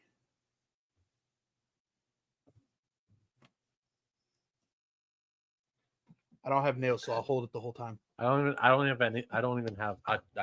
have words for you. Honestly, I don't know what I was trying to do here. I just was trying to say some cool stuff. But this is broken. It wants to come out the side. Anyway, It's way cooler when you self-proclaim something, not when you were given an award for something that's not even wrestling related. so you're saying what I do is stupid? No, I just said it's not wrestling related. You're insulting a passion of mine? Is it wrestling related? I wrestle my demons every night. What are you talking about? Oh, don't fucking be all Mr. fucking Chris Anel. Who? Who the fuck is that? Anyway, sorry. Next week, people, Kurt's gonna be on the broadcast with black eyeliner and he's gonna have his hair all slicked to one side, and he's gonna so be singing fucking MGK songs about how he hates his life. Nick Aldis says that Kevin Owens will not be there tonight. That until things are figured out internally, he will not be at SmackDown at all. Cody says, "What do you expect him to do? Go to his house, beat him down in his front yard?" Cody basically says, "You need to figure it out because he's not going to wait long for Kevin Owens." Do you think we're going to get Cody Kevin at Survivor Series? No. Main event, the Saturday night main event. Yeah. Well, what'd you think of the Cody promo here? It was off. He's a visionary. He's a revolutionary. He is dumbass. I'm kidding. He's Kurt Gerald's Jr. Why would you say that? Oh my god, are you gonna cry? I actually have tears in my eyes. I was trying to do it, seeing if I could do it on command. Not bad, right? A little teary. Fuck, that was weird. I'm an actor. No. About as good as Megan Fox. Hey, Transformers is one of the greatest movies ever when she stepped in. I don't remember anything about the movie. I just Don't you mean remember bent over? Jimmy, Jay, and Sam. Yeah. Did I ever finish what I was saying? Yeah. What'd you think of the opening? I like the fact that he played on the Nick Aldis. Used to be a wrestler. You still are a wrestler. That still are a wrestler comment was interesting because I'm like, is he? Because I don't think he's wrestled recently. I want to see him wrestle. I'm pretty sure him and Adam Pearce would have a fun match. I wonder when his last match would have been. I would say he was NWA, wasn't he? Yeah, but I don't know how long because him and Cody had the match, but I think he still wrestled after that. Anyways, I just thought that take line was interesting that he called him still a wrestler, even though he's just been GM for the last year. By far one of the best GMs of all time, honestly. This is good. This promo set up Kevin's promo later in the show tenfold. because Kevin absolutely murders on his promo. Cody though, I like the angle he's going. I don't give a. He's just gonna go rogue on this if Nick doesn't do something, which obviously he won't. So Cody's gonna go rogue on this. Jimmy, Jay, and Sammy meet up. Jimmy tells them Roman is on the way. And they need to get their shit together. They don't have a fifth member yet. But Sammy says he may know who could be their fifth member, and he goes off. As he's leaving, you hear Jimmy go, no he ain't got no one. First match of the night, Candice LeRae versus B-Fab versus Bayley. This is the first round of the women's U.S. title tournament. I got decent match to kick things off. We had a massive spot at one point between all three women. But Bayley is going to pick up the win with a roll-up on B-Fab. What did you think of this one? Forget about the match. Let's just focus on B-Fab's first match in WWE. Killed it. Absolutely killed it. Is it her first? Killed it. First match. She fantastic. And they gave her a chance to get offense in and to shine. She showed that she can stick. She's there for a reason. Yeah. I think if she can build off this, B-Fab might have a future in this. Later in the show, we'll get to it. I killed myself when she popped for something. We'll get to it, but I just thought it was hilarious. I'm all for B-Fab making it now. We got Sami Zayn is seen talking to LA Knight. It looks like LA Knight is going to decline on being the fifth member for the OG Bloodline. Street Profits and B-Fab are backstage. They walk away as B-Fab gets confronted by Chelsea. Chelsea Green calls her a B-flop. B-Fab tells them they should realize that they may end up facing each other in this tournament. Michin shows up, makes Chelsea flinch, and this is where I think RK said, "You pop, he pop, Michin pop." Makes Chelsea flinch, and B-Fab was like, "Yeah, she couldn't hold it. She covered her face." We have LA Knight's U.S. Open Challenge, and it is answered by Santos Escobar. Here's a direct quote: "I'll beat you like your daddy," to Berto, "but don't call me daddy. Only one that can do that is your girl over there, Elektra Lopez. So while she's calling me daddy and you're screaming uncle, I'll have everybody saying L.A. Knight." Yeah. Short match, LA Knight wins with the BFT. It was against Berto, not Santos. But yeah. Interesting thing I saw on Twitter. Somebody tagged Garza. No. Yeah, Garza. Garza's the other half of that. Yeah. Yep. Somebody tagged Garza saying, "Hey, I need that shirt you guys are wearing, the merchandise, right?" Yeah. And he said, "We don't have merchandise. We made these ourselves. Like WWE doesn't have merchandise for them." Huh. But they will now. Well, now that they were called out on it, yeah. After the match, Shinsuke Nakamura returns and takes out LA Knight. The Wayward Samurai, as Corey Graves or Michael Cole calls him, has returned to SmackDown, and I'm hyped now. LA Knight, Shinsuke, let's go. Whatever that look that Shinsuke was rocking, Yes. that I liked it. I think that they're onto something already with it. Backstage, we see Jimmy and Jay and Sammy discussing, and they saying, "We got to get figured out. We got to get on the same page." And they go into Roman's room. We come back from commercial. Roman is there in the locker room. They tell Roman they don't have a fifth, and to tell him, "Make the call, Roman. Make the call." But on the TV, Solo comes out, and Roman gets up, and he is on his way to the ring himself. The next segment, OG Bloodline. Sorry, I already did that. Blah, blah, blah, blah. So they follow suit. Okay, now this is where my notes petered off. So now we're going to Fightful here, ladies and gentlemen. A brawl breaks out in the middle of the ring between the two factions. This led to the revelation of Bronson Reed being the fifth man for Solo. Reed attacked Roman from behind, and the group continued to decimate the OGs.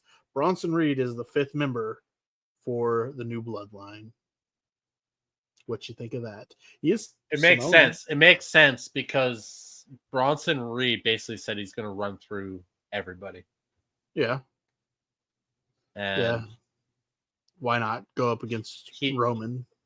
He actually fits into the group. Yep. And which leading speculation, everybody thinks it's going to be Seth Rollins. It's going to be teaming with Roman. See, so this is where my thing comes in. Well, hold on. Maybe no. Okay. This is when I came up and this is when I said it. Anyways, was during this segment. Okay, yeah. To you, before any of the other shit happened, this is what I said to you. I'm like, but hold on. We already maybe know that Seth Rollins is hinted as the 5th being brought into the thing tomorrow night. But what if they're hinting at it? Seth is hinted at it, but it's not agreed upon, or whatever. He wiggles his way out or something, or Bronson Reed injures him before Survivor Series, or something happens. And this was even before the end of the show, so this is me just. What if Paul Heyman? What if Paul Heyman comes back and says, "I got you a guy, CM Punk." Why? Because CM Punk is a Paul Heyman guy. I'd be ecstatic for that, but yeah, maybe. I'd pop pretty hard for that, but we'll see. You talked about this, and maybe you'll have a better quotes from this in your notes. Social media video from Kevin Owens plays. Owens says he was turned away from the building tonight as he got there, but he will be in Salt Lake City next week because Cody Rhodes has requested it. I'm sure there's more. I know there's more to that you may have, so go on and do your thing from this video. Yeah, well, he basically comes on and he's like, I was there. I wasn't allowed in. I'm not allowed in to do my job. I'm told I can't show up. I can't show up to do my job. But Cody Rhodes wants me there. Oh, so your golden child wants me there. So I have to show up now. Well, guess what? Maybe I don't show up. Maybe I don't. But you know I will. You want to know why? Because I love Utah. The fresh air, the mountains, it's good for me. But you know what? I will be there. And you want to know why I'll be there? Because it's my job. It's so good. So good. It's really, really good right now. Up next, the WWE Tag Team Championship match. The titles are on the line. Montez Ford and Angelo Dawkins, the Street Profits, taking on the Motor City Machine Guns, Alex Shelley and Chris Sabin, the champions. It's going to end in a no contest. Tommaso Ciampa hits the ring, and he attacked the Profits and the Guns. Johnny Gargano came out to try and calm down his partner. Ciampa ended up pushing him to the ground and walking away. The Profits attacked Shelley. And I called that one before it happened too. I was on fire this week. You were killing it. What'd you think of the match and then post-match?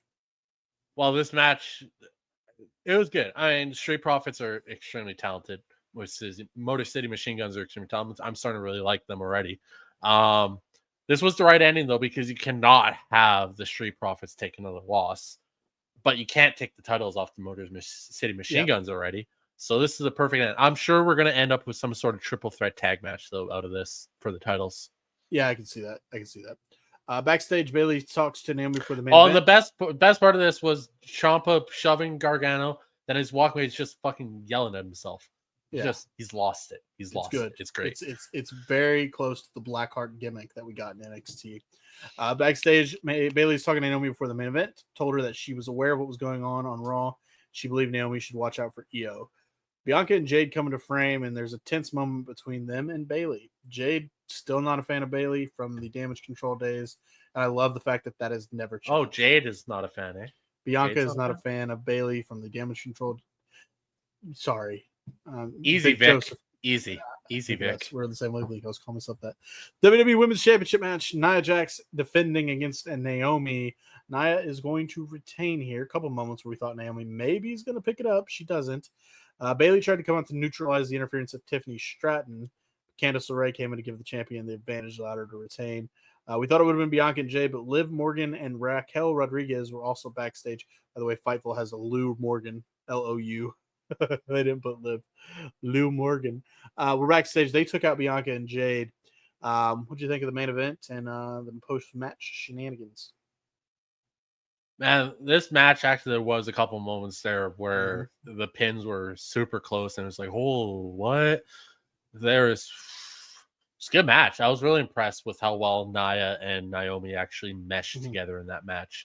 Yeah, it's a good match, and all the ramifications. They're setting up for the women's war games through all these interactions at the end of these matches between the women right now. See it come together probably in the next week here. What those teams are going to look like exactly. But yeah, man, good match, good ending to Raw. After the main event, Roman Reigns was seen with his phone, hesitating to make a phone call, but he does finally do it, and he goes, call the wise man. But unfortunately, the number is disconnected. Where's Paul Heyman? What's going on? Storytelling at its finest. That was Roman's face after Paul didn't answer, as you can see on the screen here. This was good shit. What'd you think? It's when did this show happen? November 15th? Yep. When did WrestleMania was April 6th? April 7th? Sure. Something like that? Yeah. That's 1, 2, 3, 4, 5, 6, 7 months. It took Roman 7 months to call Paul Heyman. Ooh, way to look at it. I like the way you're looking at it. 7 months? He didn't know that Paul Heyman's number was out of service. It took him 7 months to call Paul, his wise man, after WrestleMania. Oh, he's got some explaining to do. It's very interesting. And what a fantastic way to end SmackDown. So good. That's the SmackDown recap right there. I guess the next question that needs to be asked, of course, every week we do it. RK, what is your show of the week? It's a tough one because NXT was good, but it didn't stand out this week. Raw was entertaining, and SmackDown was entertaining. If I had to pick one, which I do, because that's what we do here, that's what Kurt makes me do. He makes me make choices, makes me give my best show of the week when they're all awesome. How am I supposed to do it every week? I don't know. But anyways, it's SmackDown. SmackDown, purely for the way this Bloodline story continues to just fucking be perfect. I can't disagree with you. I have to go SmackDown too. Just literally based on the ending of SmackDown alone, it stole the week. If it was neck and neck with NXT, the ending of SmackDown stole it for him there at the last second for me. Wrestler of the week for you, RK. It's a tie. It's a tie. It's Cedric and West, man. Okay. I respect that. I can't disagree with you, but I'll be a little extra. I was gonna give it to Javon Evans. I thought he had a pretty good match there with Lexus King, just to be different. Oh, he had a pretty good match. Yeah, you know what? He had a pretty good match. I'm gonna echo your sentiments, man. Wesley and Cedric Alexander tore down the house, just like the Nashville Predators did against the Vancouver Canucks on my screen. Sadly, sorry, RK, but you beat the Hawks, so what can you say? There you go, Zane. If you were listening all the way to the very end, there's your hockey talk for the week. Hockey talk. Zane was not listening all the way to the end. Well, that's a wrap on This Week in Wrestling from the Top Rope Renegades. 30 episodes. We're rolling through episode 31. Next Sunday, we may be talking about recaps from Full Gear. Full Gear is taking place on Saturday for AEW, so we're not watching it. I'm not watching it. I don't know if RK is. But we'll have a little bit of updates for you and see what happened there for AEW. If there was anything cool that happened, we'll make sure to let you know. But other than that, nothing crazy on the schedule coming up. We are getting closer to Survivor Series, and December's got what do we have in December? The Deadline Saturday Night Main Event also in December. So yeah, we're building up some big stuff for WWE coming in December, and then of course, once we hit the new year, Raw on Netflix, John Cena's final year.